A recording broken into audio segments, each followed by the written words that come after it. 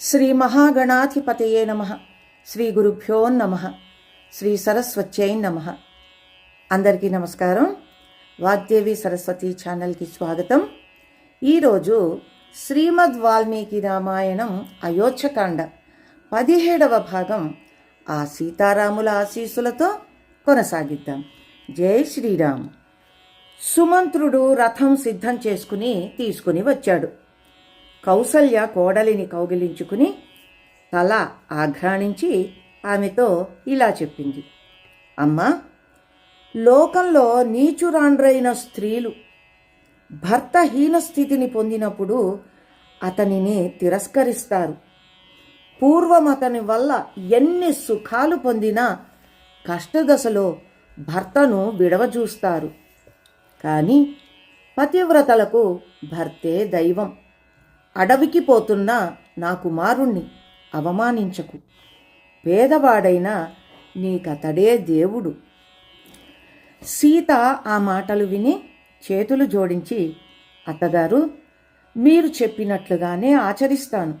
నన్ను నీచ స్త్రీలతో పోల్చవద్దు. తీగ లేకుంటే వీణ పలుకదు, చక్రం లేని బండి నడువదు. 9 తనయులున్న భర్త లేని స్త్రీకి సుఖముండదు. స్త్రీలకు పతియే దైవమనే నమ్మకంతో ఉన్న నేను నా పతిదేవుణ్ణి అవమానిస్తానా అన్నది.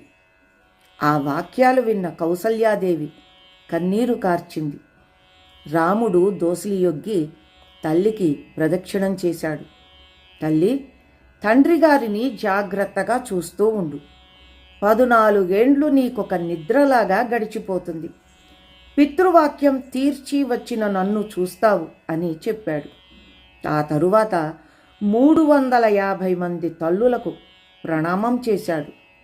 తల్లులారా, నేనతి పరిచయం చేత మీకేదైనా చిన్న అపకారం చేస్తే దానిని మన్నించి నాకు అనుజ్ఞ ఇవ్వవలసింది. మీ దగ్గర నుండి సెలవు తీసుకుంటున్నాను అన్నాడు.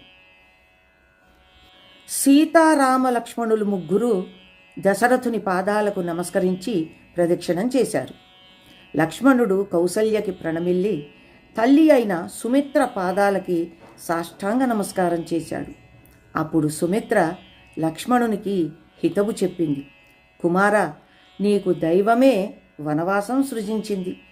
మీ అన్నా వదినతో వన సౌందర్యాన్ని దర్శించి పరవశించేటప్పుడు ఏ మరక జాగ్రత్తగా కనిపెట్టుకుని ఉండు. చిన్నవాడు పెద్దవాని అనుజ్ఞ అనుసరించి వర్తించడం లోకంలో సజ్జనులు మెచ్చుకునే ధర్మసూత్రం. నాయన, రాముణ్ణి దశరథునిగా, సీతను నన్నుగా, అడవిని అయోధ్యగా భావించి సుఖంగా పోయిరా అని ఆశీర్వదించింది. అప్పుడు మాతలి దేవేంద్రునికి వలె సుమంత్రుడు రామునకు నమస్కారం కావించి, రామ, రథం అధిరోహించు. నీవెక్కడకు పోవాలో అక్కడకు వేగమే రథాన్ని నడుపుతాను. 14 ఏండ్ల అరణ్యవాసానికి ఈరోజే మొదటి దినమవుతుంది. సీతాదేవి రథమెక్కింది. రామ లక్ష్మణులు రథం ఆరోహించారు.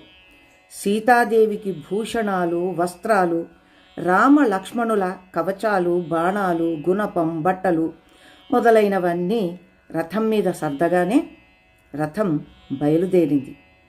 రాముడు అడవికి పోతున్నాడు అని ఆబాలగోపాలం బాధపడింది. గుర్రాలు, ఏనుగులు కన్నీటితో మూర్ఛిల్లాయి. పట్టాభిషేకం కోసం వచ్చిన జానపదులు తెలివి కోల్పోయారు. వేసవి కాలంలో బాగా దప్పికైన వారు మంచినీటి కొలను దగ్గరకు పరిగెత్తినట్లు సమస్త ప్రజలు రథం వెంట పరిగెత్తారు. రథపు కమ్ములు పట్టుకుని వ్రేలాడుతూ ప్రజలు సూతునితో ఇలా అన్నారు. సూతుడా, పగ్గాలు బిగించి పట్టుకో. మేము రాముని ముఖాన్ని చూస్తాము.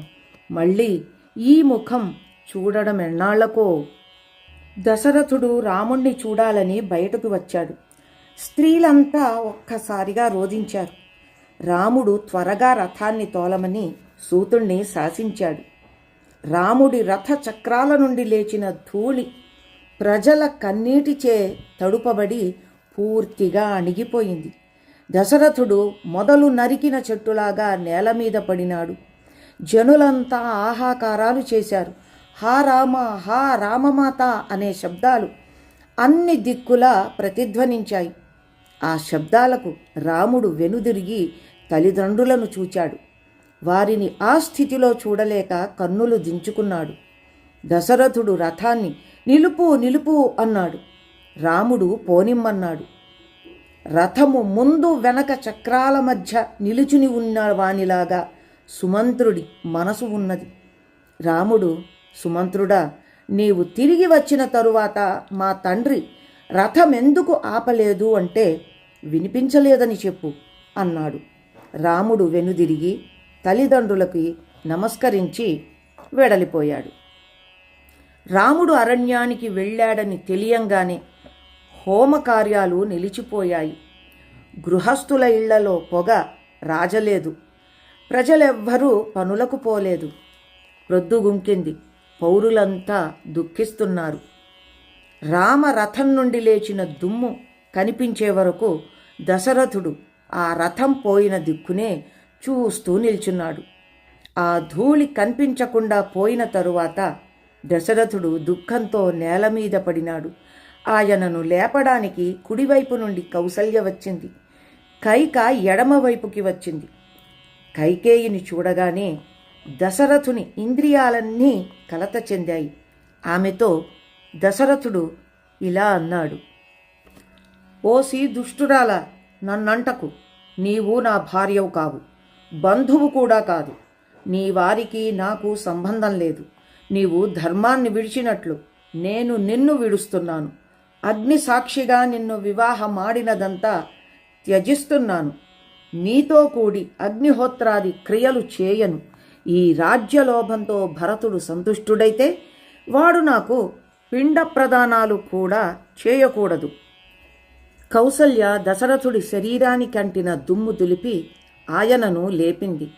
దశరథుడు హీనస్వరంతో ఇలా అన్నాడు: నన్ను వెంటనే రాముని తల్లి కౌసల్య ఇంటికి తీసుకొని పొండి.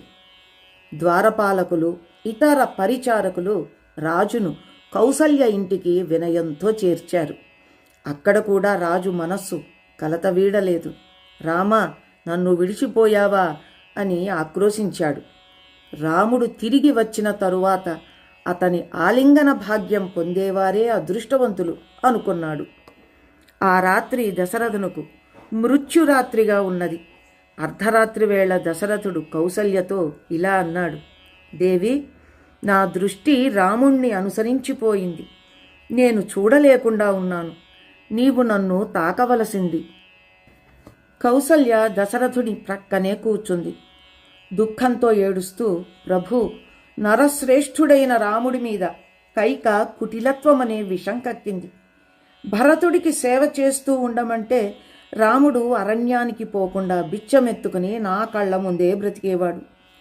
రాముణ్ణి కైకేయి హస్తగతం చేశావు. ఈ పాటికి వారు అరణ్యంలో ప్రవేశించి ఉంటారు. వారు సుఖింపదగ్గ వయస్సులో అరణ్యం పాలయ్యారు.